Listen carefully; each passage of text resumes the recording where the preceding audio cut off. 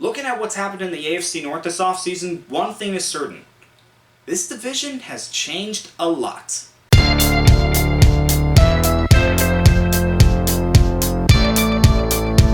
What's going on, guys? Sticks Report here, back to another video, and today we are talking about the AFC North and what happened during free agency.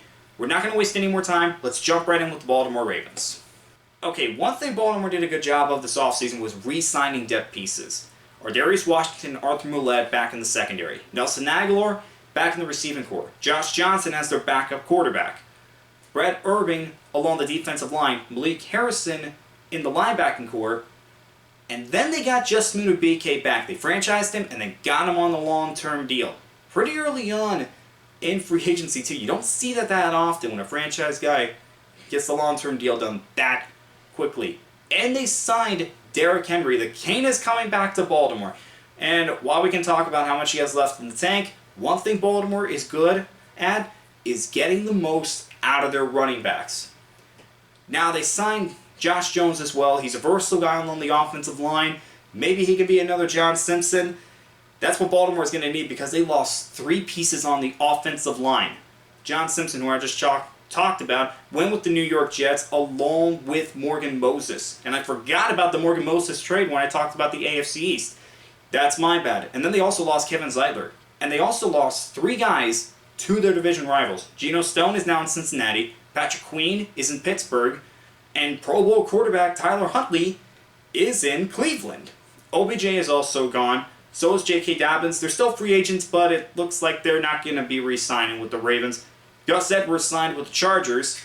And Jadeveon Clowney signed with the Panthers. He's going back home. Now with Queen and Stone, those are pieces that they could possibly replace. Stone was technically their number 3 safety. And Queen, they drafted Trenton Simpson with the possibility that they were going to lose Queen this offseason. So I'm not too concerned there. Really what the concern should be is the other starting corner next to Marlon Humphrey and edge rush and the offensive line. Really, that's what the focus is going to be for the Ravens in the draft. And I have a feeling with the way this draft is going to go, somebody really talented is going to fall to the Ravens at number 30. Just seems like it's going to be one of those drafts where somebody falls to them and the rest of the NFL is going, how did that happen? And as for the receiver thing, knock it off with that.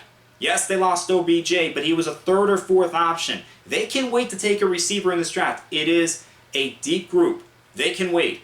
Right now, they got to get an edge rusher, corner, or offensive line in the 1st round. Cincinnati just talked about Geno Stone signed with them, but they also got Von Bell back. Von Bell signed with the Panthers last offseason. Now he's back in Cincinnati to team up with Stone and Dax Hill. That could be one of the better safety trios in the NFL if it works out for them. They re-signed Trenton Irving and Akeem Davis-Gaither. Sheldon Rankins is now with the Bengals. They lost Joe Mixon. They traded him. However, they got Zach Moss from the Colts. He just stepped right in to that starting running back role. I don't think the Bengals are going to be upset having him. Trent Brown and Mike Gesicki from the Patriots signed with them. Trent Brown, I mean, he's a massive human being, and now the Bengals have probably the biggest tackle duo in the NFL with Orlando Brown on the left side and Trent Brown on the right side. And Mike Gesicki is a talented tight end, has had some problems the last few years with consistency. Maybe he finds his footing with Cincinnati.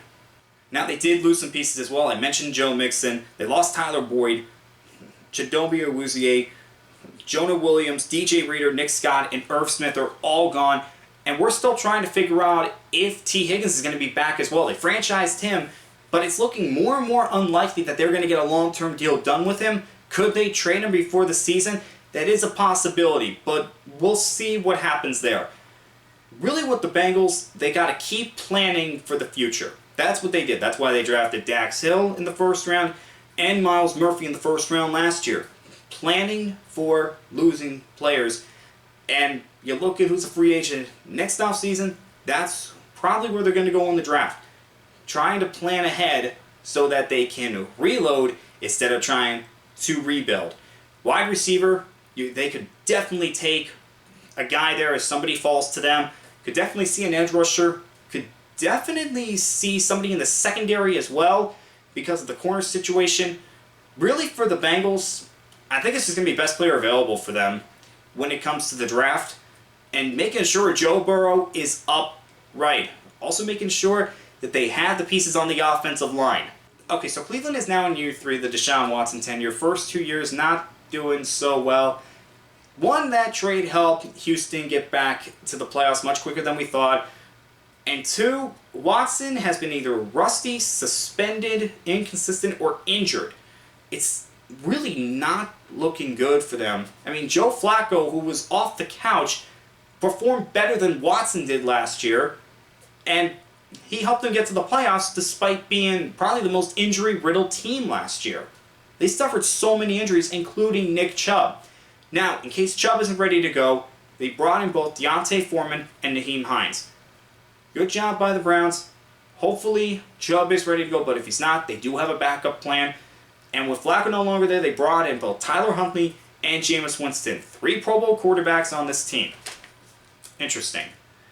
Now, they re-signed Darius Smith, Shelby Harris, Ronnie McLeod, and Michael Dunn. Good, solid veterans to have on this football team. Jordan Hicks and Devin Bush, both on 1-year deals. Bush, a former top 10 pick, that could work out for them. Quinton Jefferson was also brought in. So was Jerry Jeudy. They traded for him. That could work out. He's on the last year of his rookie deal. Oh, wait, no he's not. They signed him to a long-term deal. Browns, what were you thinking? He was a little inconsistent during his time with the Broncos. I don't know. Hopefully this works out for you. Hopefully it does. Now, in terms of losses, Jordan Elliott, Sahin Takitaki, Harrison Bryant, Anthony Walker, Kareem Hunt. In terms of the draft, really, for the Browns, they don't have a first-round pick.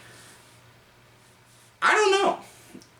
I really don't know what the Browns could do in the NFL draft. It's probably just best player available because on paper they do have a very talented roster already. I mean, last year their defense was very, very good. It's one of the reasons why they were able to get to the playoffs because that defense at times was unstoppable. I mean, no offense could move against them. I mean, there's a reason Myles Garrett won a Defensive Player of the Year and JOK had a breakout season. And all around, it was a very solid unit. The only thing that held them back was their offense. So their offense can get just a little more consistent. If Deshaun Watson can even get back to 75% of what he was in Houston, I mean, the Browns could be a force in 2024. But that's a big if. We'll see what happens.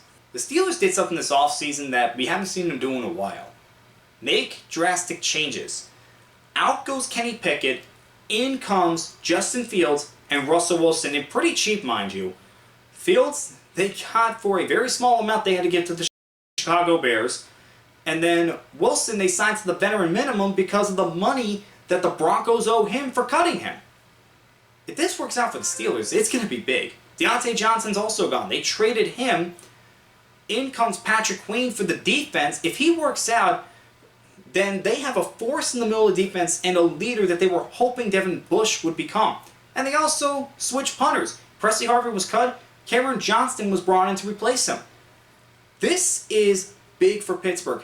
However, there is a catch. It has to work out perfect for them. Pretty much everything has to work out. And it's a lot of ifs. If Russell Wilson can return to form, if Justin Fields can prove why he was a first-round pick, if Patrick Queen can show that it wasn't just because of Roquan Smith, Cameron Hayward still has something left in the tank. If George Pickens can't be a problem in the locker room, if they can get the offensive line fixed, there's a lot of ifs for the Pittsburgh Steelers. If it works out for them, then they could be one of the most dangerous teams in the NFL. If it doesn't, it's going to be a disappointment. It has to work out for them, and we'll see what happens once the season starts. On paper, this is a very good team. Alright guys, those are my thoughts on the AFC North teams. Next up is the NFC North, and as always, I'll see you guys next time.